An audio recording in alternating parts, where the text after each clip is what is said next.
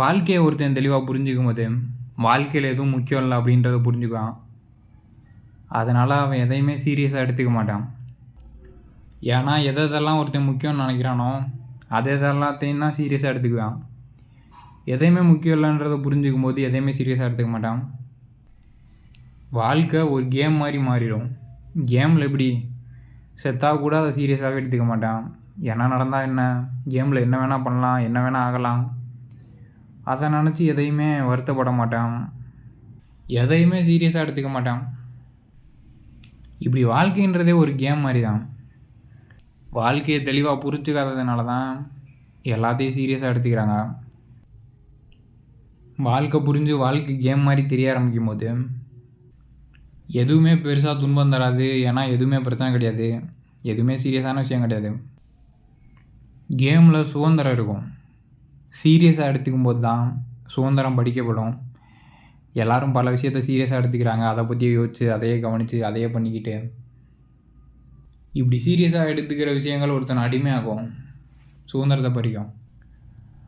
ஆனால் உண்மையை புரிஞ்சுக்கும் போது எதையுமே சீரியஸாக எடுத்துக்க தேவையில்ல. என்ன வேணால் பண்ண முடியும்.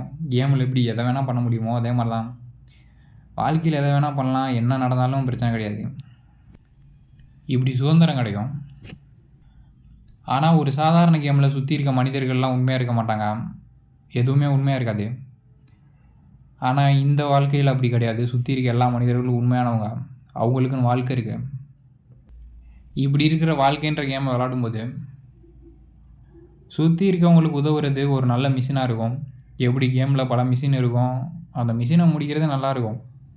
அதே மாதிரி தான் சுற்றி இருக்கவங்களுக்கு உதவி பண்ணுறது ஒரு அர்த்தமுள்ள விஷயமா, அழகான ஒரு விஷயமா இருக்கும்.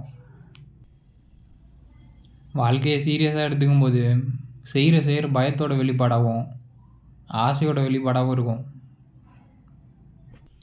ஆனால் இதே வாழ்க்கையை சீரியஸாக எடுத்துக்காமல் இருக்கும்போது செய்கிற செயல் அன்போட வெளிப்பாடாகவும் ஆர்வத்தோட வெளிப்பாடாகவும் இருக்கும். கேமில் ஒரு விஷயத்த சீரியஸாக எடுத்து கூட விளாட்லாம். அதே மாதிரி தான் வாழ்க்கையை புரிஞ்சுக்கிட்டோம்னால ஒரு விஷயத்த சீரியஸாக கூட எடுத்துக்கலாம், சீரியஸாக எடுத்துக்காமல் கூட போகலாம். இப்படி சீரியஸாக எடுத்துக்கிறதா இல்லையான்ற கட்டுப்பாடு அவனோட கையில் இருக்கும். எப்படி கேமை சீரியஸே இல்லாத ஒரு கேமை சீரியஸாக எடுத்து கூட விளாட்லாம். அதே மாதிரி வாழ்க்கையிலையும் ஆர்வம் தர விஷயத்த சீரியஸாக எடுத்து விளாட்லாம். இப்படி வாழ்க்கையை புரிஞ்சுக்கும் போது வாழ்க்கை ஒரு கேம் மாதிரி மாறிடும். எதுவுமே சீரியஸாக இருக்காது. நிம்மதி இருக்கும், சுதந்திரம் இருக்கும். வாழ்க்கையை விளாடலாம். வாழ்க்கை புரியாமல் இருக்கும்போது எல்லாமே சீரியஸாக தெரியும். பயத்திலே இருக்கணும், சுதந்திரம் இருக்காது. வாழ்க்கையை ரசிக்கவோ விளாடவோ முடியாது.